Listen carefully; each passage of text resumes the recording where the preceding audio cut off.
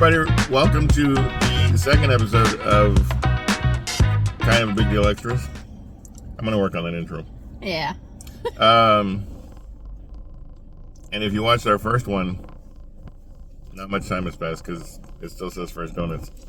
One of the things that Susan and I like to do when we're not podcasting or when we're not eating good food is to geocache. And so we're going to take you on a little bit of a geocache adventure.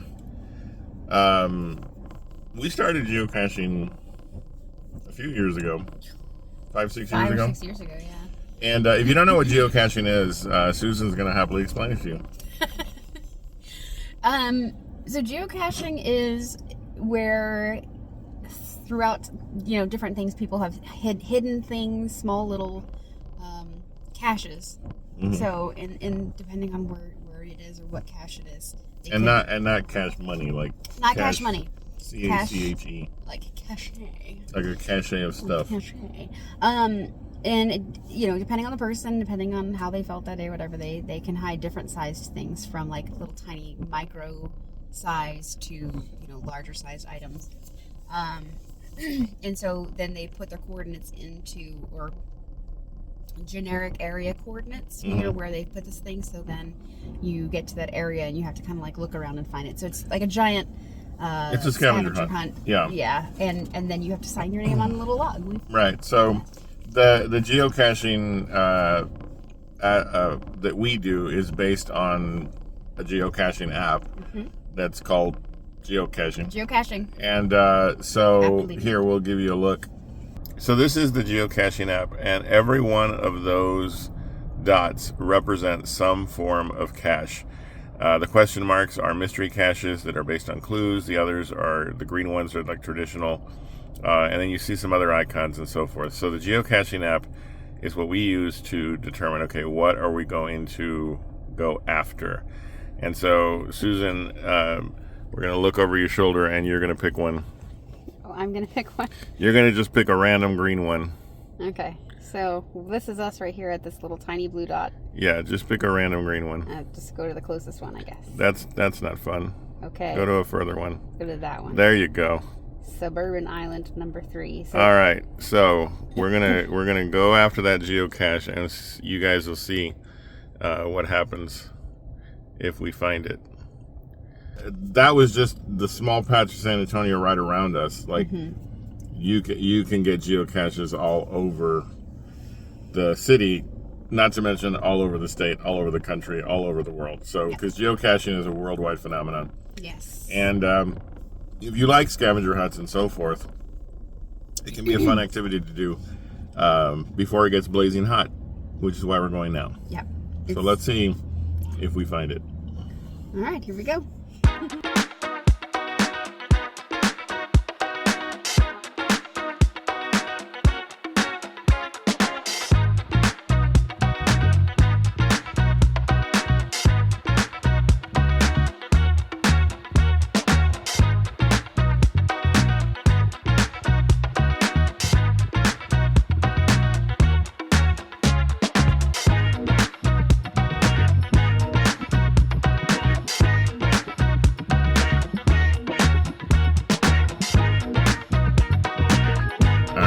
That little tree that tree right there, it's in that little area there. So we're gonna find a parking spot because right now Susan's just stopped in the middle of the road.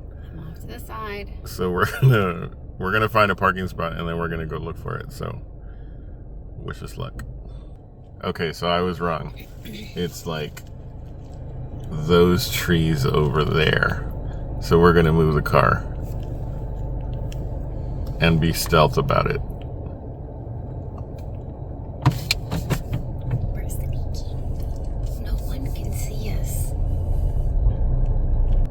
Okay, so the arrow is our car.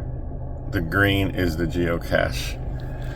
And so it's this tree right here that we're going to be searching around to figure out if we can find it.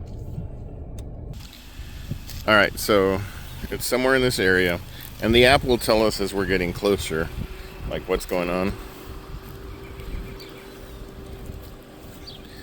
I think it's this tree, Susan. Okay, we were wrong. I was at the wrong tree. It appears that it's probably this one right here. But that's the fun of it, is you're never quite sure where things are. So usually, Susan, what happens once the cache is found? So we mark it on our app that we found it.